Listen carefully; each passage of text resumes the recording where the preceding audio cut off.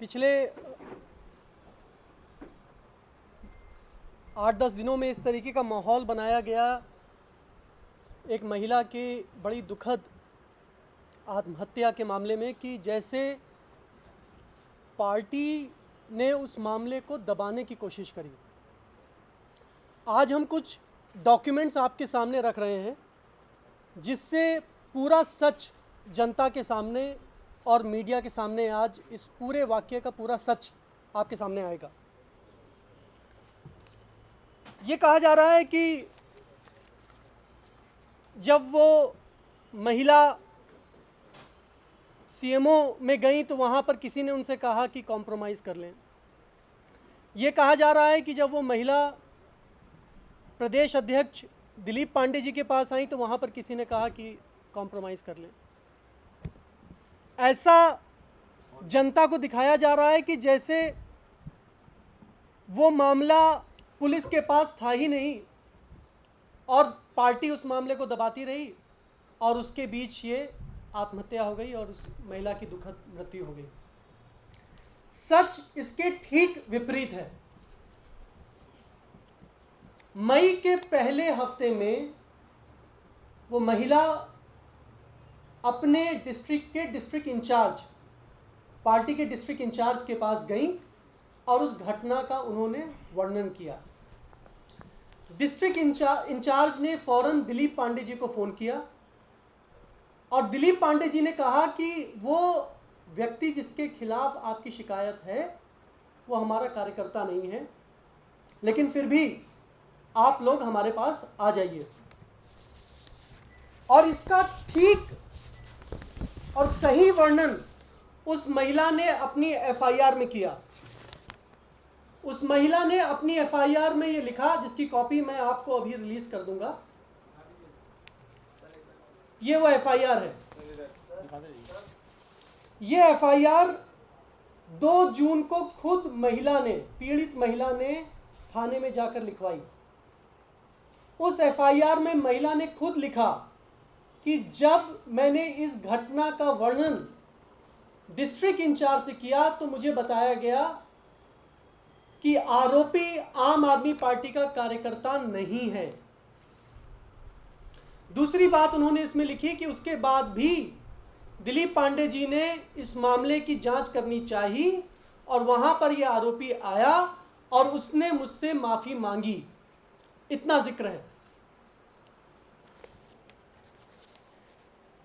2 तारीख को यह महिला सीएमओ में गई और वहां पर गोपाल मोहन जी से मिली और 2 तारीख को सीएमओ के पीजीएमएस के इंचार्ज गोपाल मोहन जी ने और डीसीडब्ल्यू ने मिलकर यह एफआईआर लिखवाई। यह एफआईआर हमारे परिणाम, हमारी मेहनत का नतीजा है, हमारे इंटरवेंशन का नतीजा है। अगर डीसीडब्ल्यू और गोपाल मोहन जी ने इस मामले में हस्तक्षेप ना किया होता तो एफआईआर ना होती। उसके बाद 2 तारीख को एफआईआर लिखने के बाद इस मामले को कवर अप करने की कोशिश हुई। वहीं पर आरोपी को पकड़ा गया थाने में और उसके खिलाफ वो चार्जेस लगाए गए जिससे उसकी फौरन बेल हो जाए और उसकी बेल उसी वक्त थाने से कर दी गई। और उसके बाद उस महिला का उत्पीड़न का पूरा सिलसिला शुरू हुआ। उसको डराने का सिलसिला शुरू हुआ, उसको धमकाने की कोशिश हुई, उसके घर लोग जाने लगे और उसके घर पर लोगों ने जाकर क्या कहा कि तुम्हें केजरीवाल नहीं बचा पाएगा। ये भी, इस बात का जिक्र भी महिला ने अपनी कंप्लेंट में किया है। 10 तारीख को फिर से विक्टिम ने पीजीएमएस में फिर से एक चिट्ठी भेजी। ये वो चिट्ठी है। 10 जून को फिर से विक्टिम ने चिट्ठी भेजी और इस चिट्ठी में क्या लिखा है विक्टिम ने? इस चिट्ठी में विक्टिम ने लिखा है कि पुलिस मामले को दबा रही है। पुलिस का आईओ, इन्वेस्टिगेटिंग ऑफिसर, उसका नाम लिखा हुआ है मुख्तियार सिंह, उसका मोबाइल नंबर लिखा हुआ है कि वो आरोपी से मिल गया है और दोनों मिलकर मामले को दबा रहे हैं। ऐसे धाराएं और ऐसी दफाएं लगा रहे हैं जिससे मामला आगे ना बढ़े और मामला वहीं दब जाए, और मुझे धमकियां मिल रही हैं और पुलिस उसमें शामिल है। उसकी शिकायत किससे थी? उसकी शिकायत हमसे नहीं है, उसकी शिकायत पुलिस से है, पुलिस से थी। उसने अपनी कंप्लेंट में क्या लिखा है कि आरोपी आकर कह रहे हैं कि तुम्हें तुम्हारा केजरीवाल नहीं बचा पाएगा क्योंकि हमारे पास बहुत पैसा है और पैसे से पुलिस को खरीदा जा सकता है। उसके बाद हमने क्या किया? 10 तारीख को ये कंप्लेंट मिलने के बाद पीजीएमएस ने ये कंप्लेंट, वहां पर एक पुलिस की डेस्क होती है, पुलिस की डेस्क पर वो कंप्लेंट फॉरवर्ड कर दी गई और पुलिस से इस मामले की जांच करने के लिए कहा गया। 30 जून को पुलिस की चिट्ठी हमारे पास आई पीजीएमएस में, जिसमें कहा गया कि हमने आईओ को बदल दिया है। वो भी कम्युनिकेशन हमारे पास है। तो अब तक जो पुलिस ने कहानी बताई वो बिल्कुल झूठी है। पार्टी की तरफ से, पार्टी के किसी कार्यकर्ता की तरफ से और मुख्यमंत्री कार्यालय में किसी कर्मचारी की तरफ से इस मामले को दबाने की बजाय उसको इंसाफ दिलाने की हमने पूरी कोशिश, जो कोशिश हम कर सकते थे वो हमने की। पहले हमने एफआईआर लिखवाई, फिर हमने पीजीएमएस में जो कंप्लेंट आई उसको हमने पुलिस को फॉरवर्ड किया। जब दिलीप पांडे जी के पास ये महिला आई तो दिलीप पांडे जी ने भी कहा कि आप लिखकर शिकायत दीजिए, हम इसको मामले को इसकी जांच करवाएंगे। वो हमारा कार्यकर्ता नहीं था, उसके बाद भी हम जो कर सकते थे एक पीड़ित महिला को इंसाफ दिलाने के लिए वो हमने किया। दूसरी तरफ दिल्ली पुलिस थी, दिल्ली पुलिस के पास ये कंप्लेंट थी जो पीजीएमएस के पास आई, क्योंकि इसकी कॉपी उस महिला ने DCP Narela, ACP Narela, SHO Narela और दिल्ली पुलिस कमिश्नर, इन सबको करी है, जिसमें उसने लिखा है कि आईओ मामले को दबाने की कोशिश कर रहा है। 10 तारीख को अगर दिल्ली पुलिस के आला अधिकारी इस मामले का संज्ञान ले लेते तो उस महिला को इतना बड़ा कदम नहीं उठाना पड़ता और उसकी जान नहीं जाती।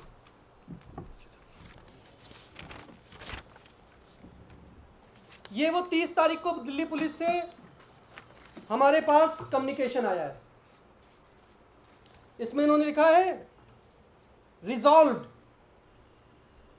30 जून को, resolved, inquiry revealed that a case vide FIR number 424/67 has been registered. In this regard, accused Ramesh Bhardwaj was arrested on 3rd June and released on bail. A statement under 164 CRPC was recorded in the Honorable Court. As per the statement of complainant, Section 354, 354A was added. IO Mukhtiar Singh has been changed and case file has been marked to SI Parvesh. The case is pending investigation. फिर आगे SI परवेश ने भी कुछ नहीं किया। सवाल ये उठता है कि महिला ने ये नहीं कहा था कि आयोग का ट्रांसफर कर दीजिए। महिला ने अपनी कंप्लेंट में क्या लिखा है? Instead of arresting him, means the accused, police IO Mukhtiar Singh, mobile number mention, is supporting him without our information. He came the same day and did not inform me.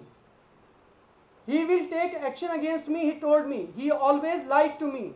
Next day, IO told us that I have to go and give a statement in front of magistrate. We went to Rohini court for a statement. I explained all the incident in front of magistrate. Magistrate charged the section in his order. He put section 534A and 534B. He is giving all the information. He means IO. He is giving all the information The one more incident happened on 8th of June. There was stone throwing in my shop with a letter. I was threatened by that letter. The threat was mentioned that क्या चाहती हो या तो फैसला कर लो नहीं तो मेरी बच्ची को मार दूंगा. I filed complaint in police on same day. I gave that letter to police. I was hoping that police will take action on that letter, but I did not get any response. Police did not take any action. I am in depression. I am not feeling well. I am not feeling hope. Safe. I am not feeling safe. In future, I think will happen with me and my daughter Ramesh Bhardwaj will be responsible. I need the following things. I want the cancellation of anticipatory bail of Ramesh Bhardwaj. There should be action on IO Mukhtiar Singh. There should be action against Amit Bhardwaj. And I want police protection. So what does this show? This shows that she had the grievance against the police and the police machinery, and she wanted action against IO. And what did the police do? Instead of taking action against IO, instead of assuring that justice was done in the matter, that investigation of integrity and fairness was conducted, simply what did the police do? Police did a cover-up. They simply changed the IO. Ramesh Bhardwaj's bail was not cancelled, right? He was not arrested, right? Why was he not arrested?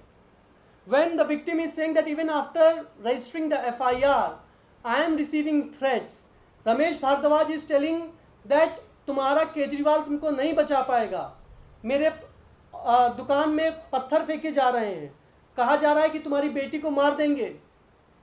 क्यों police ने कार्रवाई नहीं करी? क्यों रमेश भारद्वाज को arrest नहीं किया? क्यों इस लेटर में मेंशन तमाम लोगों के खिलाफ कार्रवाई नहीं करी? और दूसरी तरफ मुख्यमंत्री कार्यालय से और आम आदमी पार्टी की तरफ से जब हमारी तरफ से जो कार्रवाई कर रहे थे, मामले में इंसाफ दिलाने की कोशिश कर रहे थे, आज हमारे ऊपर आरोप लगा रहे हैं और हमारे एमएलए को अरेस्ट कर लिया है. ये रिमांड एप्लीकेशन फाइल करी है पुलिस ने. उस रिमांड एप्लीकेशन में कहीं भी एमएलए के खिलाफ एक शब्द नहीं लिखा है. क्या दिखाता है ये? कि किसी तरह से सिर्फ आम आदमी पार्टी को बदनाम करो. क्या सिर्फ दिल्ली पुलिस का आज काम ये रह गया है कि एक मजबूर औरत आपके पास आई शिकायत लेकर, आपने कोई कार्रवाई नहीं करी, आप अपने लोगों को बचाते रहे, मुलजिम को बचाते रहे, और जब उसके साथ इतना दर्दनाक हादसा हो गया, उसको अपनी जान देनी पड़ी, तो आज भी आप इंसाफ नहीं कर रहे हैं, आप सिर्फ राजनीति कर रहे हैं और किसी तरीके से आम आदमी पार्टी का नाम उसमें आप घसीट रहे हैं. ये रूल ऑफ लॉ नहीं है आज दिल्ली में. दिल्ली में आज पूरी तरीके से पुलिस का इस्तेमाल सिर्फ आम आदमी पार्टी को बदनाम करने के लिए, हमारे ऊपर झूठे मुकदमे लगाने के लिए और सनसनी फैलाने के लिए पुलिस का इस्तेमाल हो रहा है. इसमें मुझे सिर्फ दो बात कहनी है. एक तो ये कि पिछले कई दिनों से, जब से ये प्रकरण हुआ है, भारतीय जनता पार्टी के लोग और मोदी जी की पुलिस लगातार इस पूरे मामले को, इस पूरी दुखद घटना को, इसका राजनीतिकरण करके ऐसा प्रचारित करने की कोशिश कर रहे हैं कि जैसे आम आदमी पार्टी के नेता और आम आदमी पार्टी के लोग ही इस घटना के लिए जिम्मेदार हैं. अभी सिलसिलेवार तरीके से आशीष खेतान जी ने डेट वाइज बता दिया कि क्या क्या पहले, मौत से पहले क्या क्या प्रयास उस महिला के द्वारा किए गए थे. मेरा यह कहना है कि सीधे तौर पर एसीपी, डीसीपी, दिल्ली के पुलिस कमिश्नर, ये जो एसएचओ, सबको जो ये कॉपी भेजा है उस महिला ने 10 जून के अपने पत्र में, तो इसका मतलब इस प्रकरण की जानकारी कि पुलिस कार्रवाई नहीं कर रही है, इस प्रकरण की जानकारी कि रमेश भारद्वाज धमकियां दे रहा है, इस प्रकरण की जानकारी कि उसको इंसाफ नहीं मिल रहा है, ये जानकारी दिल्ली पुलिस के आला अधिकारियों को थी. और अगर लापरवाही के नाम पर कार्रवाई करनी है तो इन सारे के सारे आला अधिकारियों की गिरफ्तारी होनी चाहिए और उनके खिलाफ कार्रवाई होनी चाहिए. इस पत्र के बाद तो यह तय होता है. दूसरी बात, जो सीएमओ के तरफ से प्रयास किया गया और जिस पे जवाब आया है दिल्ली पुलिस का कि 30 जून को जवाब आया है, तो 20 दिन, ऐसे गंभीर मामले में 20 दिन लग गया दिल्ली पुलिस को कार्रवाई करने में। और कार्रवाई भी क्या, रमेश भारद्वाज के तरफ नहीं, भारद्वाज के खिलाफ नहीं, आईओ का ट्रांसफर करना कार्रवाई की गई। उस महिला को न्याय दिलाने की कार्रवाई नहीं की गई, रमेश भारद्वाज की गिरफ्तारी की कार्रवाई नहीं की गई। कार्रवाई क्या की गई, आईओ को सिर्फ हटाने की कार्रवाई की गई। क्या इससे न्याय मिल गया उस महिला को? तो मुझे लगता है कि इस पूरे प्रकरण को जिस तरीके से अब तक प्रचारित किया जा रहा था, आज उसका सच बिल्कुल सामने आ गया है। और अब दिल्ली के पुलिस के जो अधिकारी इस घटना के बारे में जानते थे, क्योंकि आपने देखा डीसीडब्ल्यूडी ने भी कार्रवाई की,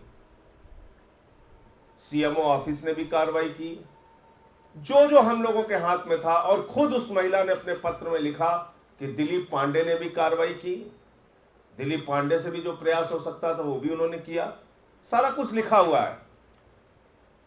अब अगर इसमें कार्रवाई होनी है तो जिस तरीके से आपके विधायक शरद चौहान को गिरफ्तार किया गया, बगैर किसी आधार के, बगैर किसी सीधे आरोप के, बगैर कोई गलती गुनाह के, ये सारे पुलिस के अधिकारियों की गिरफ्तारी होनी चाहिए, इनके खिलाफ भी कार्रवाई होनी चाहिए, क्योंकि इसकी जानकारी उन सारे लोगों को थी। ये पत्र में दिया हुआ है। हरक सिंह रावत बलात्कार करके, उसके ऊपर आरोप लगता है बलात्कार की घटना का, आज तक मोदी जी की पुलिस सांस नहीं ले रही उसके बारे में। एक आवाज अगर किसी पुलिस के अधिकारी के मुंह से निकली हो या भारतीय जनता पार्टी के नेता के मुंह से निकली हो तो जरा आप लोग भी बता दीजिए। आम आदमी पार्टी के विधायकों के खिलाफ, नेताओं के खिलाफ मामले खोज खोज के पैदा करके, केस बना के उनको गिरफ्तार करने की कार्रवाई हो रही है। और ये पूरा देश देख रहा है। 186 मेंबर ऑफ पार्लियामेंट इस देश की संसद में है, जिनके ऊपर हत्या से लेके, लूट से लेके, बलात्कार से लेके, डकैती से लेके, चोरी तक के मुकदमे हैं। हजारों की संख्या में विधायक हैं पूरे देश के अंदर, जिनके ऊपर हत्या, लूट, बलात्कार, डकैती जैसे गंभीर मामले चल रहे हैं। लेकिन पूरी की पूरी मोदी सरकार सिर्फ एक काम में लगी है। उनको देश में कोई समस्या नहीं नजर आ रही है, सिर्फ एक ही काम उनका है, किसी भी तरीके से आम आदमी पार्टी को बदनाम करो, किसी भी तरीके से आम आदमी पार्टी के विधायकों को फंसाओ, किसी भी तरीके से आम आदमी पार्टी के नेताओं को फंसाओ और बदनाम करो। एक मुहिम चलाई जा रही है। अरविंद केजरीवाल, और फिर लिखा जा रहा है कॉम्प्रोमाइज कर लो, कॉम्प्रोमाइज कर लो। विजेंद्र गुप्ता के अंदर जरा सी भी नैतिकता है तो जाके पुलिस कमिश्नर के आगे, जो मोदी जी के अंडर में काम करते हैं, वहां जाके प्रदर्शन करें। दिल्ली पुलिस के अधिकारियों के खिलाफ विजेंद्र गुप्ता क्यों नहीं बोलता है, क्यों नहीं प्रदर्शन करता है? क्योंकि सीधे तौर पे इस पे पुलिस जिम्मेदार है। जिस घटना के लिए पुलिस जिम्मेदार है, उस घटना के लिए अरविंद केजरीवाल के घर के सामने प्रदर्शन करना है, उस घटना के लिए मुख्यमंत्री कार्यालय पे प्रदर्शन करना है। तो आप उस महिला के परिवार को न्याय दिलाना चाहते हैं या ड्रामा करना चाहते हैं? अगर ड्रामा करना चाहते हैं तो जो आप कर रहे हैं वो ठीक कर रहे हैं, और अगर न्याय दिलाना चाहते हैं तो इस पूरे जानकारी के आने के बाद पुलिस के लोग और इसमें जो जो इन्वॉल्व हैं उनके खिलाफ कार्रवाई होनी चाहिए, उनके खिलाफ आंदोलन होना चाहिए।